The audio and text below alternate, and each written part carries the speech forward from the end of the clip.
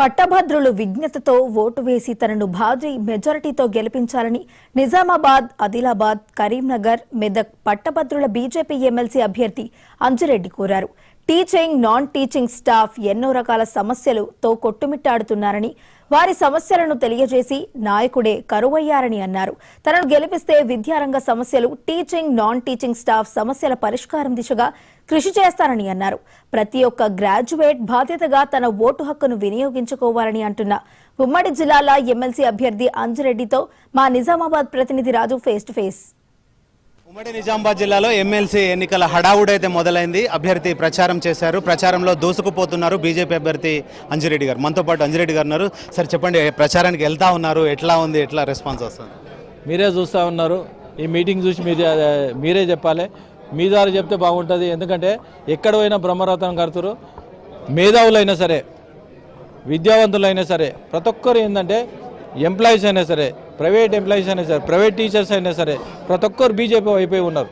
మోదీ గారు చేసే కార్యక్రమాలు వాళ్ళందరూ మోదీ వైపు ఉన్నారు. ఒకటి మీరు నిదర్శనం, మొన్న బడ్జెట్లో 12 లక్షల వరకు ఇన్కమ్ ట్యాక్స్ రిలీఫ్ ఇచ్చి ఇంతవరకు ఎవరైనా చేసిరా? ప్రతి ఒక్కరికి ఎంప్లాయీస్ కూడా చాలా బెనిఫిట్స్ అవుతాయి.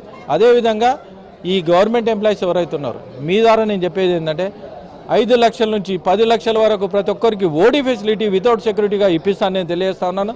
హెల్త్ విషయంలో అయినా సరే, హెల్త్ ఇన్సూరెన్స్ విషయంలో అయినా వాళ్ళ గురించి ఫైట్ చేస్తాను. నిరుద్యోగుల విషయంలో వీరు ఇచ్చిన ఏదైతే హామీలు ఉన్నో 2 లక్షల నోటిఫికేషన్ ఇస్తాని వాళ్ళు ఇవ్వలేరు ఇంతవరకు. జూన్ 2 నుండి సెప్టెంబర్ 17 వరకు అది ఇచ్చినంత వరకు మీకోసానికి గొంతుకనై మండల్లో ఫైట్ చేస్తాను నేను తెలియజేస్తా ఉన్నాను. అదేవిధంగా చాలా కమిట్మెంట్లు ఇచ్చారు. అడ్వకేట్ల విషయంలో అయినా సరే, లాయర్ల విషయంలో అయినా సరే, ఇంజనీర్ల విషయంలో అయినా సరే, ప్రతి ఒక్కరు కమిట్మెంట్లు ఇచ్చారు. అదేవిధంగా 11 యూనివర్సిటీల్లో ఆ అరకొర నిధులతోని అక్కడ చాలా ఇబ్బందులు అయితే ఉన్నాయి. వాళ్లకు నిధులు వచ్చేటట్టు నేను ప్రయత్నం చేస్తాను. అదేవిధంగా యూనివర్సిటీలో 70% టీచింగ్, నాట్ టీచింగ్ ఆడ వేకెన్సీస్ ఉన్నాయి, అది ఫిలప్ చేయాలి. ఫిలప్ చేసినంత వరకు మీ ఎంబడి తగ్గుతాను నేను తెలియజేస్తున్నాను. ఇంకొకటి ఏంటంటే మీ ద్వారా నేను వాళ్ళకి చెప్పేది ఏంటంటే ప్రైవేట్ కాలేజెస్ ఏవైతే ఉన్నాయో ఫీజు రియంబర్స్మెంట్ విషయంలో 7,500 కోట్లు వీళ్ళు బాకీ ఉన్నారు. ఇంతవరకు వాళ్ళు ఎక్కడ రిలీజ్ చేసిన దాఖలాలు లేవు. ఎందుకు అంటే అమౌంట్ ఇస్తే కాలేజీలు నడుస్తాయి, అమౌంట్ ఇస్తే విద్యార్థులు పై చదువుకోతారు. ఇప్పుడు ఆ విషయంలో మేము ఇచ్చినంత వరకు సెంట్రల్ గవర్నమెంట్ ఎంతైతే ఫండ్ ఇస్తుందో ఆ అమౌంట్ కూడా వీళ్ళు డైవర్షన్ చేస్తూ ఉన్నారు. 100% శాలరీస్ కాలేజీలో ఎవరైతే పనిచేస్తూ ఉన్నారో టీచర్స్ సరిగ్గా శాలరీ వస్తలేదు.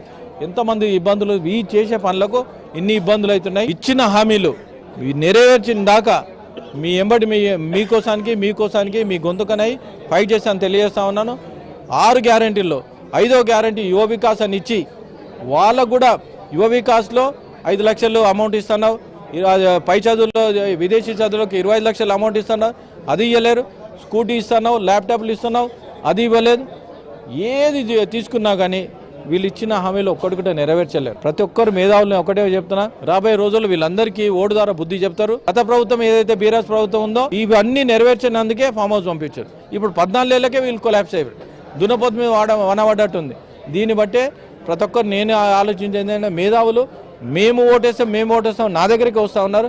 వాళ్ళందరికీ పేరున ధన్యవాదాలు తెలియజేస్తున్నాను. ప్రధాన ప్రత్యర్థి ఎవరు అసలు మీకు? మీరు ఆలోచిస్తూ ఉన్నారు. ప్రధాన ప్రత్యర్థి ఇంతవరకు ఏంటంటే చాలా మంది నాకు చెప్పారు ఏంటంటే అతను ఏదో ఫ్లెక్సీలు వేసుకున్నట్ట. చాలా మంది ఏం చెప్పారంటే అరే ఈయన ఏ పార్టీలో ఉన్నాడు ఇండివిజువల్ ఫ్లెక్సీ, మేము పార్టీ వేసినాం అనుకో మా లీడర్స్ ఎవరైతే ఉన్నారో అందరు ఫ్లెక్సీలు వేస్తారు. మీరే చెప్పాలి ఏ పార్టీలో ఉన్నారో, దాన్ని బట్టి ఆలోచించుకోవాలి. ఎందుకు తీసుకొచ్చారో దాన్ని బట్టి మీరు చెప్పాలి. దాన్ని బట్టి అతను మాకు పోటీయా కాదా మీరే చెప్పాలని తెలియజేస్తాను. ప్రధానంగా అభ్యర్థులు ఇప్పటికే డబ్బుల వర్షం కురిపిస్తారు, వాళ్ళకు ప్రలోభాలకు గురి చేస్తారు. వాళ్ళకి ఏం చెప్తారు? అసలు ఏ మేధావులైనా సరే ఓటు ద్వారా బుద్ధి చెప్తారు. ఓటు ద్వారా టీచర్స్ అయినా అందరూ ఓటు ద్వారా బుద్ధి చెప్పినప్పుడే ప్రజాస్వామ్యము కరెక్ట్ నడుస్తుంది. ప్రజాస్వామ్యంలో ప్రభుత్వం ఎంత బాధ్యత ఉంటుందో ప్రతిపక్షంగా అంతే బాధ్యత ఉంటుంది. ప్రతిపక్షం ఎదిరించి గొంతించి వాళ్ళకి ప్రశ్నించే అర్హత మాకుంటుంది. ప్రశ్నించినప్పుడే వాళ్ళు పనిచేయడానికి ఆస్కారం ఉంటుంది. దాన్ని బట్టి మేధావులు ఆలోచించుకొని ప్రశ్నించే గొంతుకు ప్రతిపక్షము దాని వాడిని వాళ్ళు ఆలోచించుకొని ఓటేస్తారని నేను మీ ద్వారా తెలియజేస్తా ఉన్నాను. భారతీయ జనతా పార్టీకి మొదటి ఓటేసి గెలిపించారని కోరుతా ఉన్నాను. పట్టభద్రులందరూ కూడా తనకు ప్రాధాన్యత ఓటు వేసి తనను గెలిపించాలని, విఘ్నతతో ఓటు వేయాలని చెప్పి అంజిరెడ్డి గారు కోరుతున్నారు. కెమెరా పర్సన్ గణేష్తో రాజు, మహా న్యూస్, నిజామాబాద్ నుండి.